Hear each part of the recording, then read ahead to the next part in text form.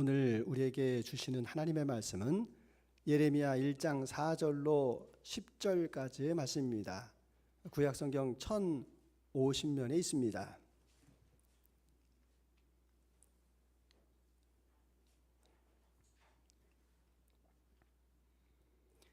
예레미야 1장 4절로 10절까지의 말씀, 찾으신 줄 알고 받들어 읽을 때 마지막 절을 같이 합독하겠습니다.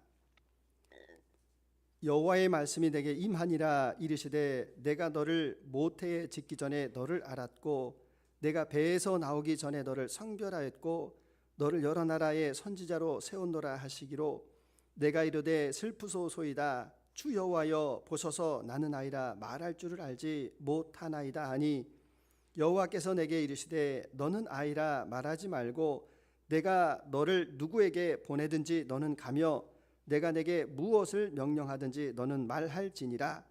너는 그들 때문에 두려워하지 말라. 내가 너와 함께하여 너를 구원하리라. 나 여호와의 말이리라 하시고, 여호와께서 그의 손을 내밀어 내 입에 대시며 여호와께서 내게 이르시되 보라 내가 내 말을 내 입에 두었노라. 보라 내가 오늘 너를 여러 나라와 여러 왕국 위에 세워 내가 그것들을 뽑고 파괴하며 파멸하고 넘어뜨리며 건설하고 심게 하였느니라 하시니라. 아멘. 세상을 살면서 하고 싶은 일이 있고 하고 싶지 않은 일이 있습니다. 하고 싶은 일이 있을 때 많은 사람들이 몰리고 경쟁하기도 합니다. 아이돌이 되고 싶다. 우리나라 청소년 200만 명에서 300만 정도가 목을 메고 있습니다. 근데 만약에 싫은 일을 하게 된다, 그럼 사람들은 외면하고 회피하고 핑계를 대기도 합니다. 어느 지방에서 이제 흉부내과 의사 선생님을 모집하기로 했습니다. 연봉이 무려 10억 원. 그런데 그 지방에서, 그 병원에서 의사 선생님을 구하지 못했다. 왜냐하면 흉부내과 일이 너무 힘든 일이고 이것이 편안하게 살고 싶다라고 하는 오늘 시대와 맞지 않기 때문에 그렇습니다. 결국 여러 가지 이유가 있겠지만 의사로서 사명감이 부족하다, 이렇게도 해석할 수가 있습니다. 그런데 믿음의 사람에게는 하고 싶지 않은 일이 있는데 그것을 반드시 해야만 하는 경우가 있습니다. 그것이 바로 하나님께서 저와 여러분을 부르시는 신적인 소명이라고 합니다. 그 신적인 부르심은 모든 사람에게 다 동일하게 임하고 있습니다. 오늘 특별하게 주님께서 예레미야에게 말씀하시고 그를 부르시는 장면이 나옵니다. 그 부르심 앞에 예레미야는 어떻게 응답하였을까? 하나님께서 예레미야를 선지자로 부르십니다. 5절의 말씀해 보시게 되면, 내가 너를 모태에 짓기 전에 너를 알았고 내가 배에서 나오기 전에 너를 성별하였고 너를 여러 나라의 선지자로 세웠노라. 예레미야에게 나타나셔서 내가 너를 선지자로 세웠다, 이렇게 말씀하십니다. 자, 이 하나님의 그 부르심 앞에 예레미야는 어떻게 반응을 하고 있습니까? 근데 그 선지자로 부르신 일은 하고 싶지 않은 일입니다. 왜냐하면 첫 번째로 자신이 없습니다. 그도 그럴 것이 1절에서 보시게 되면 베냐민 땅 아나돗이라는 지명이 나옵니다. 이 아나돗이라고 하는 지명이 솔로몬 시대로 좀 거슬러 올라가 보면, 솔로몬이 이제 다윗의 뒤를 이어서 왕위에 오르는데 큰 대적자가 나타나는데 그게 바로 형 아도니아입니다. 그때 이 제사장 아비아달, 이 제사장이 솔로몬 편을 들지 않고 이 아도니아의 편을 들어가지고 나중에 이제 고향으로 낙향하게 됩니다. 그 지역이 바로 아나돗이라는 지역입니다. 그러니까 이 예레미야의 출신을 보게 되면 아하, 몰락한 제사장의 집안이겠다, 이렇게 우리가 생각해 볼 수가 있습니다. 또 시기적으로도 좋지가 않습니다. 여기서 보시게 되면 요시야 왕 13년 이렇게 나와 있는데 그 시대를 가만히 보시게 되면 그 시대가 격변기입니다. 남쪽에 애굽이 있고 북쪽에 바벨론이 있어서 이 강대국이 충돌하는데 이 남유다 왕국은 계속해서 외교적인 실책을 범하고 있어서 나라가 점점 기울어 가던 때, 그때에 하나님 앞에 나오면 되는데 그 백성들이 하나님 앞에 나오지를 않고 우상을 숭배하여서 지각이 있는 사람이라고 한다면 이 나라가 곧 징계를 받겠다라고 생각하는 그러한 때에 부르심을 받았습니다. 근데 하나님께서는 뭐라고 말씀하시는가 하면 아주 구체적으로 말씀하십니다. 5절 계속 보시게 되면 너를 모태에 짓기 전에 너를 알았고 라고 말씀하십니다. 여러분, 이 알았고라는 이 단어는 히브리어 야다라는 단어를 쓰는데 그냥 일식면이 있다, 같이 직장 동료로 근무하다, 같이 밥을 먹는다, 이런 뜻이 아닙니다. 이거는 그 사람의 속내를 깊이 아는 것을 이야기하는데, 저희 집에서 제가 조금이라도 이렇게 얼굴이 좀 안 좋아 보이면, 안색이 있으면 저희 아내가 당신 무슨 일 있냐고 이렇게 금세 제 마음을 압니다. 그리고 제가 어떤 이야기를 하려고 하면 당신 그 얘기 하려고 했지? 그러면 맞습니다. 이야, 진짜 같이 살더니 제 속에까지 들어갔다 나온 것 같다. 여러분, 이 야다라는 단어가 내가 네 속에 들어갔다 나왔어 라는 그런 의미를 가지고 있습니다. 그러니까 하나님께서 이 예레미야를 부르실 때 그 모태에서부터 이미 알고 계셨다. 그리고 너를 성별하였다라는 단어를 씁니다. 성별하였다라는 단어가 히브리어 카도시라는 단어를 쓰는데 거룩하게 하였다라는 말의 의미가 있지만, 이 단어는 따로 똑 떼어서 불러냈다라는 말입니다.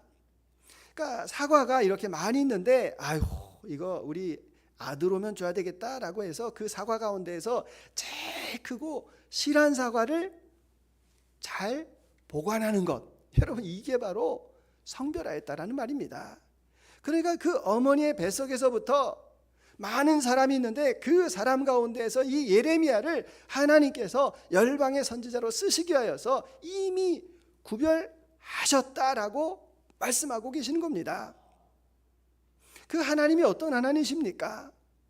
이 땅을 창조하시고 사랑으로 우리를 부르십니다. 그래서 그 사랑의 대상이 되기 위하여서 예수님께서 이 땅에 오셨고, 그 성령 하나님께서 은혜로 저와 여러분들을 이제까지 지켜주고 계시는 그 하나님이시다라는 말씀입니다. 그 부르심 앞에 예레미야는 어떻게 반응을 하고 있습니까? 6절에서 보시게 되면 내가 이르되 슬프도소이다 주 여호와여 보소서 나는 아이라 말할 줄을 알지 못하나이다. 슬프지만 나는 아이라 말을 할 줄 모릅니다. 뭐라고 하는 겁니까? 좋게 말하는데 싫다는 겁니다. 완곡하게 지금 거절하고 있는 것을 볼 수가 있습니다. 그도 그럴 것이 자기 자신을 보니까 몰락한 제사장 집안입니다. 그리고 시대적인 상황도 그렇고 자기는 나이도 어립니다. 어떻게 하겠습니까? 이렇게 하면서 현실에 대해서 지금 피하고 싶어하는 마음입니다. 여러분, 저와 여러분들이 대부분 부름받을 때 하나님의 그 콜링이 있을 때 현실을 이야기합니다. 현실이 이래서 안 되고 이래서 안 되고, 근데 여러분 현실을 믿으시면 안 됩니다. 현실이라고 하는 것은 상황이나 감정에 따라서 완전히 바뀌어버립니다. 현실이 어떻게 바뀌는지, 자, 하나님께서 여러분에게 나타나셔가지고 내가 너를 애플사의 CEO로 불렀다. 그러면 뭐라고 하겠습니까? 내가 너를 BTS 멤버로 불렀다. 너를 블랙핑클로 삼아가지고 이 땅 가운데에서 하나님의 영광을 드러나게 하겠다. 그러면 여러분 뭐 대부분 다 그냥 납작 엎드려서 하모요 주님, 그렇습니다. 제가 주를 위해서 열심히 감당하겠습니다. 이렇게 현실 속에서 바뀌어버린다는 겁니다. 그래서 우리는 이 현실보다도 하나님의 뜻이 무엇입니까? 라는 것을 아는 것이 중요합니다. 하나님의 뜻을 알게 되면 우리가 어려운 환경 가운데에서, 질병 가운데에서, 심지어는 죽음의 그 고난 가운데에서도 우리는 믿음으로 견뎌내고 승리할 수 있기 때문에 그렇습니다. 예전에 소설로도 나왔고 영화로도 나온 이 오두막이라는 그런 영화가 있습니다. 이게 어떤 스토리인가 하면 맥이라는 사람이 있었는데 이 사람이 캠핑을 갔다가 그만 딸이 끔찍하게 이렇게 죽게 됩니다. 너무 상심이 돼가지고 이 맥이라는 사람이 이 오두막을 찾아가게 되는데 거기에 세 사람이 사는데 성부, 성자, 성령 그러면서 쭉 대화하는 그런 내용입니다. 자기의 그 고통 안에 이렇게 갇혀서 맥이 이야기할 때 파파, 즉 성부 하나님께서 그에게 이야기를 합니다. 뭐라고 말씀하시는가 하면 우리 사람에게는 그 아픔이 있다. 근데 그 아픔을 우리가 극복하지 못하면 옹이 구멍에 있는 것과 같은데 그곳에 갇히게 되면 새가 날개가 꺾인 것과 같다라고 말합니다. 그래서 이 그 깊은 어둠 가운데 이 두려움 가운데 벗어날 수 있는 길은 바로 믿음입니다. 믿음. 그 믿음이 있을 때 우리는 주님께서 이 어려운 현실이지만 더 높은 이상을 추구하도록 우리에게 힘과 능력을 허락해 주십니다. 그래서 그 하나님의 그 존전 앞에서 내가 누구인가를 알 수가 있습니다. 내가 어떻게 살아야 되는가에 대해서 하나님께서는 분명하게 우리에게 말씀을 해 주십니다. 그래서 내가 누구인지는 하나님 앞에 설 때 우리가 바르게 알 수가 있습니다. 그 하나님께서 8절에서 뭐라고 이야기하십니까? 우리 8절의 말씀을 같이 한번 읽어보겠습니다. 너는 그들 때문에 두려워하지 말라. 내가 너와 함께하여 너를 구원하리라. 나 여호와의 말이니라 하시고 아멘. 현실이 암울하다라고 말하느냐? 너가 할 수 없다라고 말하느냐? 그런데 너의 곁에는 내가 있다라는 것입니다. 창조주 하나님이 함께 하신다. 능력자와 너가 함께 하신다. 너의 그 바른 정체감을 가지고 믿음으로 일어서라고 주님께서 저와 여러분들에게 힘과 격려를 해 주십니다.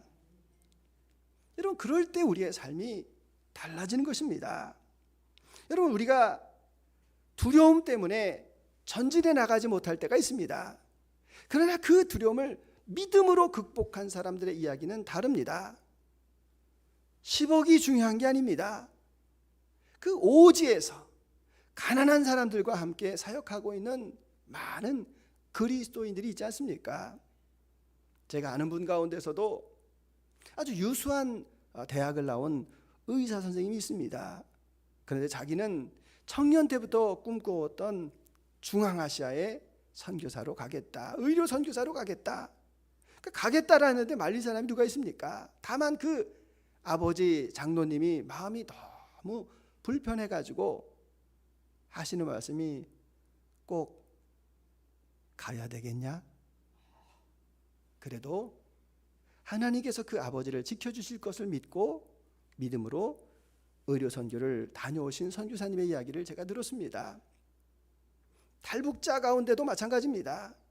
그 어둠의 땅, 죽음의 땅에서 이제 살기 위해서 만주로 가고 그리고 몽골로 가고 동남아시아로 가고 그 수천 킬로를 헤매는 가운데에서 그가 하나님을 만났습니다.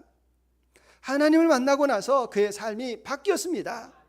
그러면서 살고 죽는 것에 대해서 초월하게 되었고 그리고 그 어둠이 무엇인지에 대해서 깨닫게 되었습니다. 그가 결단합니다. 내가 우리 동족이 살고 있는 저 북한 땅에 선교사로 다시 들어가겠습니다. 여러분, 이것이 바로 하나님 앞에 부르심 받은 자의 소명 아니겠습니까? 그래서 신앙의 출발은 나를 버리는 것입니다. 내 안을 주님으로 채워가며 따라가는 것이 바로 신앙입니다. 예수님께서도 말씀하실 때 그 길은 좁은 길이 될 것이다 라고 말씀하십니다. 자기 십자가를 지고 따라가는 길이라고 말씀하십니다. 그래서 저와 여러분들은 그 예수님을 따라가기 위해서 얼마나 무엇을 버리셨습니까? 여러분은 무엇을 버리고 주님을 따라가시는 것입니까? 어떤 사람은 그 자존심을 버려야 되는데 자존심을 버리지를 못합니다. 화가 났을 때 그것을 예수님의 마음으로 처리해야 되는데 처리하지 못하고 여전히 그 분내하고 성질을 가지고 살아가시는 분도 계십니다. 어떤 분은 그 재정 앞에, 그 장래 앞에, 그 두려움 앞에, 주님 앞에 못 나가고 계시는 분도 계십니다. 어떤 분은 주님을 따라간다라고 하면서 주의를 버리지 못하는 분도 계십니다. 그래서 주님 앞에 바르게 예배를 드리지 못하고 있는 분도 계십니다. 저와 여러분들은 하나님께서 부르실 때에 어떻게 반응하며 나가고 계십니까? 그 주님께서 너와 함께 하시겠다라고 하시는 그 약속의 말씀을 지금 어떻게 받아들이고 계십니까? 주님께서 예레미야에게 7절에서 너는 누구에게 보내든지 너는 가며 내가 내게 무엇을 명령하든지 너는 말할지어다 이렇게 말씀합니다. 그래서 이 예레미야를 부르셔서 무엇을 하기 위함인가? 자, 10절 같이 한번 읽어보겠습니다. 보라, 내가 오늘 너를 여러 나라와 여러 왕국 위에 세워 내가 그것들을 뽑고 파괴하며 파멸하고 넘어뜨리며 건설하고 심게 하였느니라 하시니라. 아멘. 자, 이 예레미야를 여러 나라의 열방의 선지자로 세워서 하나님의 말씀을 전하게 하시겠다라고 말씀하시는 겁니다. 그 하나님의 능력을 보여주라고 부르시는 겁니다. 그런데 예레미야의 반응은 나는 아이라 말을 할 줄 모릅니다. 잘 생각해 보시게 되면 그도 그럴 것 같습니다. 학자들은 예레미야가 20살이 안 되었을 것이다 라고 말합니다. 어린아이라고 말하는 게 당연합니다. 그럼 하나님께서는 좀 능력 있는 사람을 좀 부르시지 왜 어린아이와 같이 이렇게 연약한 사람을 부르실까? 이 부분을 우리가 곰곰하게 잘 생각해 보실 필요가 있습니다. 그것은 하나님께서 어떤 사람을 쓰고 계시느냐와도 관계가 있기 때문에 그렇습니다. 여러분, 하나님께서는 어떤 사람을 사용하십니까? 세상에 많은 사람 가운데 능력 있는 사람을 사용하시지를 않습니다. 자기 고집 피우는 사람도 하나님께서 사용하실 수가 없습니다. 하나님께서 쓰실 수 있는 사람은 디모데후서 2장 21절 우리 같이 읽습니다. 그러므로 누구든지 이런 것에서 자기를 깨끗하게 하면 귀히 쓰는 그릇이 되어 거룩하고 주인의 쓰임에 합당하며 모든 선한 일에 준비함이 되리라. 아멘. 맞습니다. 하나님께서는 깨끗한 그릇을 사용하신다라는 말입니다.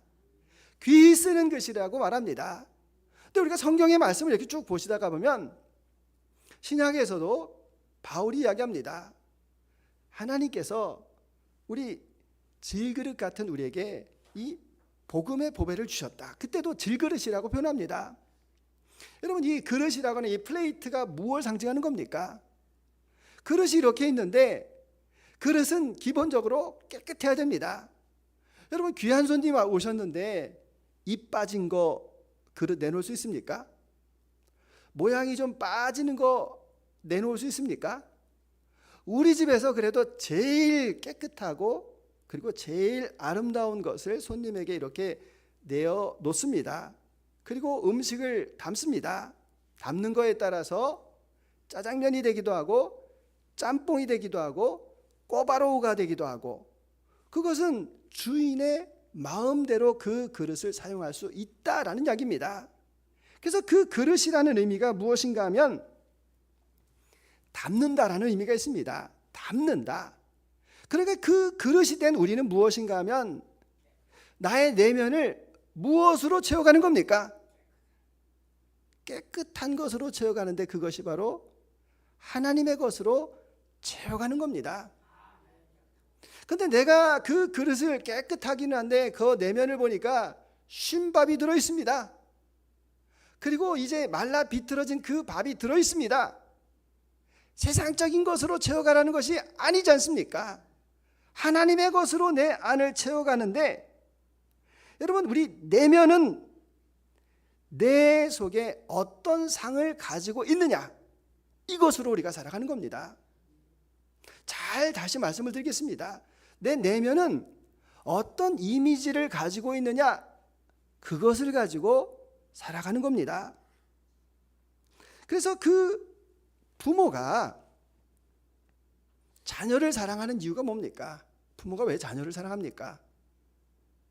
자녀를 사랑하는 것은 그 자녀에게 내 뼈와 내 살이 들어가 있기에 사랑하는 겁니다. 그래서 우리가 그 내면을 채워가는데 우리 아브라함을 한번 잘 보시면 이해하기가 쉽습니다. 하나님께서 너는 나의 내면을 채워가야 된다 이렇게 말씀하셨습니다. 그래서 너의 내면 가운데에서 너의 생각을 좌우하고 있는 그 고향에서 떠나라는 겁니다. 너의 내면을 좌우하고 있는 그 아버지에게서 떠나라는 것입니다. 그리고 너의 내면 가운데 무엇을 사랑하고 있는가? 내가 하갈을 통하여서 장남 이스마엘을 사랑하고 있는데 그 아들도 떠나보내라는 겁니다. 그리고 마지막이 뭡니까? 너의 내면 가득히 차 있는 그 너의 그 사랑, 인간적인 그 사랑, 너의 뼈와 살이 들어있는 그 이삭을 하나님 앞에 바치라는 겁니다. 그래서 내가 사랑할 수 있는 것, 이 세상에서 사랑할 수 있는 것, 그것들을 너가 다 버리고 너의 내면을 하나님으로 채우라고 말씀하셔서 아브라함이 그대로 순종하여서 결국은 그 아브라함이 하나님께서 나의 친구야. 이게 바로 하나님으로 내면을 채운 사람의 이야기입니다. 결국 이 예레미야를 보시게 되면 그 과정이 이제 조금 험난합니다. 여러분 아시는 것처럼 예레미야가 힘들었습니다. 얼마나 힘들었는가 하면 그 예레미야를 눈물의 선지자라고 이야기합니다. 그도 그럴 것이 하나님께서 부른 종 가운데에서 모세 같은 사람은 갈라져라 하면 홍해가 갈라집니다.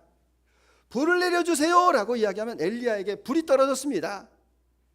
예레미야는 아무런 기적이 없습니다. 오히려 나쁜 말만 전하라고 이야기합니다. 나쁜 말이 뭡니까? 그 당시 사람들이 듣기 아주 싫은 말, 우리 이제 망하게 생겼으니까 바벨론에 항복하라.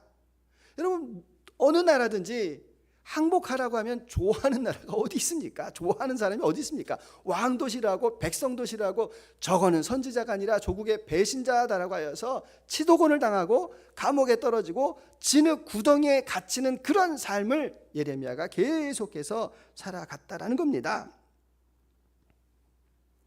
여러분 그러면 여기에서 우리가 한번 생각해 보겠습니다. 예레미야는 자기의 삶에 대해서 불행하게 생각했습니까? 하나님을 원망했겠습니까? 안 한다고 했는데 나를 부르셔가지고 나를 이 모양으로 만들고 사람한테 욕 얻어먹게 만들고 지금 다 죽어가게 만들고 하나님 이게 뭡니까? 라는 말이 안 나옵니다. 결국은 그가 그 사명을 계속해서 감당할 때 그의 내면이 충만하였다는 겁니다. 내면이 충만해지는 것이 얼마나 중요한가?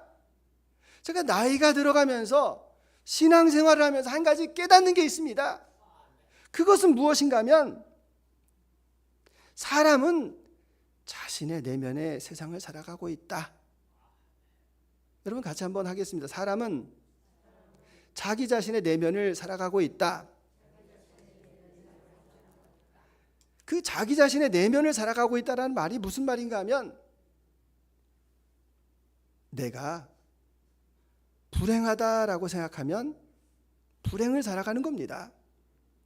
내가 행복하다라고 생각하면 행복한 세상을 살아가는 것입니다. 돈은 많은데 환경도 유복한데 사는 게 재미가 없다, 죽고 싶다라는 사람은 그 내면이 불행한 사람입니다. 돈도 하나도 없는데 그리고 환경도 별로 좋아 보이지 않는데 행복하게 살아갑니다. 그 내면이 행복한 사람 아니겠습니까? 그래서 우리는 무엇인가로 계속해서 채워가야 되는데 주님께서 그 내면을 무엇으로 채워가라고 말씀하십니까? 우리 요한복음 6장 54절 55절 같이 읽습니다. 내 살을 먹고 내 피를 마시는 자는 영생을 가졌고 마지막 날에 내가 그를 다시 살리리니 내 살은 참된 양식이요 내 피는 참된 음료로다. 아멘. 그 주님으로 내 안을 채워가는 것입니다. 그 주님과 함께 내 내면을 채워가는 것입니다. 그럴 때 약속하신 참된 양식이 있고 참된 음료가 있고 그리고 영생의 기쁨이 그 안에 넘치게 되는 것입니다. 그 예레미야 다시 한번 우리가 정리해서 보게 되면 멋진 일이 한 가지가 벌어집니다. 예레미야 38장에 가보니까 예레미야가 감옥에 갇혀 있습니다. 근데 그 밤에 슬그머니 누가 찾아왔는가 하면 시드기야 왕이 찾아옵니다. 왕은 지금 걱정과 근심으로 거의 미칠 지경입니다. 그래서 할 수 없이 자기가 감옥에 집어넣으라고 한 예레미야를 찾아가 가지고 내가 어떻게 하는 게 좋겠느냐라고 물어봅니다. 그런데 예레미야가 다시 대답을 합니다. 하나님의 징벌이니까 우리가 바벨론에게 항복하는 것이 하나님의 뜻입니다. 시드기야 왕이 그 말을 압니다. 무슨 뜻인지 압니다. 그런데 시드기야 왕의 대답은 무엇인가 하면 이미 바벨론에 항복한 사람들이 있다는 겁니다. 그러니까 왕에게 우리 항복해야 된다라고 말하고 이미 항복한 사람들이 있는데 내가 거기에다 대고 항복을 하게 되면 왕은 무능하다라고 조롱할까 내가 두렵다. 결국은 진리를 알고 있음에도 자기 그 고집 때문에 자기 자존심 때문에 묶여가지고 나중에 그가 치욕스러운 항복과 그리고 패전의 왕이 되어가는 그런 모습을 봅니다. 그러니까 왕이지만 그 마음 가운데는 지금 감옥을 살아가고 있는 겁니다. 근데 예레미야는 지금 감옥 안에 있지만 뭡니까? 왕보다도 더 큰 기쁨과 감사로 살아가고 있음을 우리에게 말씀해 주고 있습니다. 사도행전 26장에서 보시게 되면 사도 바울이 가이사랴 감옥에 갇힙니다. 그때 아그리빠 왕이 사도 바울에게 와서 여러 가지의 말을 묻는데 사도 바울이 그에게 진리를 말할 때 아그리빠가 이렇게 이야기합니다. 내가 나를 그리스도인으로 만들려고 하느냐? 그때 사도 바울의 대답이 이겁니다.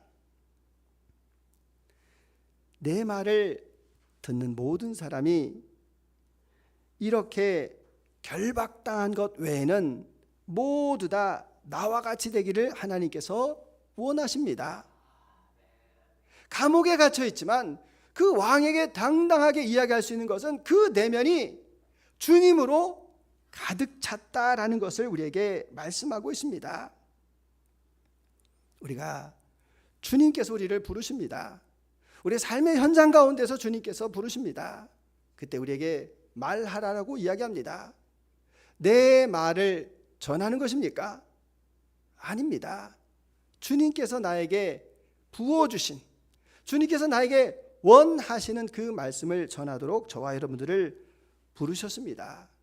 그래서 우리는 세상에서 능력을 원하지만, 세상에서 업적을 원하지만, 세상에서는 자랑을 원하지만, 믿음의 사람에게 가장 중요한 것은 나의 내면이 주님으로 차고 있는가, 내 내면을 주님으로 그 성품으로 바뀌어가고 있는가라는 것이 너무나도 중요하다라는 것을 말씀하고 있습니다.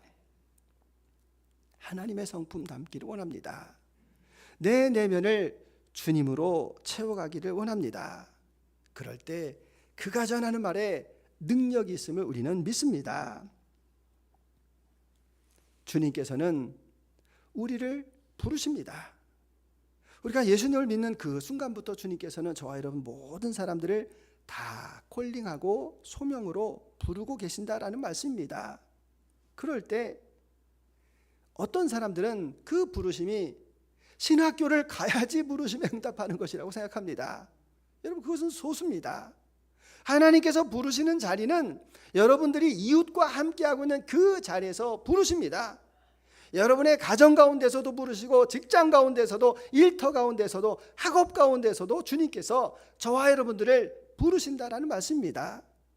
그 사람들에게 가서 무엇을 전하겠습니까? 나의 지식입니까? 나의 자랑입니까? 나의 능력입니까? 아닙니다. 주님께서 내가 너에게 말하는 것, 내가 너에게 전하라는 것을 전하라는 것입니다. 그것이 바로 내 안에 있는 그 충만을 전하는 것입니다. 내 안에 주님께서 가득 채워주신 그 사랑을 전하는 것이 바로 주님께서 저와 여러분에게 원하시는 것입니다. 그래서 주님, 나를 주의 자녀로 부르신 것 감사합니다. 나에게 이 사명을 주신 것 감사합니다. 나의 내면을 채우겠습니다. 주님으로 채워가겠습니다. 주님으로 가득 담겠습니다.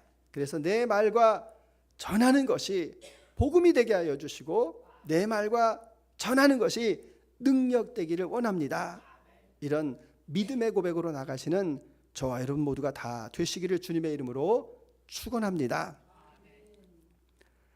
주님 감사드립니다. 피하고 싶지만 반드시 유턴해야 되는 곳이 있습니다. 그것은 주님의 부르심입니다. 주님 핑계나 외면이나 변명할 수 없습니다. 이미 우리를 다 알고 계시고 우리의 가장 알맞은 능력을 주님께서는 헤아리고 계시기 때문입니다. 부르실 때 하는 말 감사합니다. 부족하지만 주님으로 채워서 열심히 전하며 살겠습니다. 그러한 능력과 고백으로 살아가는 우리 모두가 다 되도록 주님 함께하여 주옵소서. 감사드리며 예수 그리스도의 이름으로 기도드립니다. 아멘.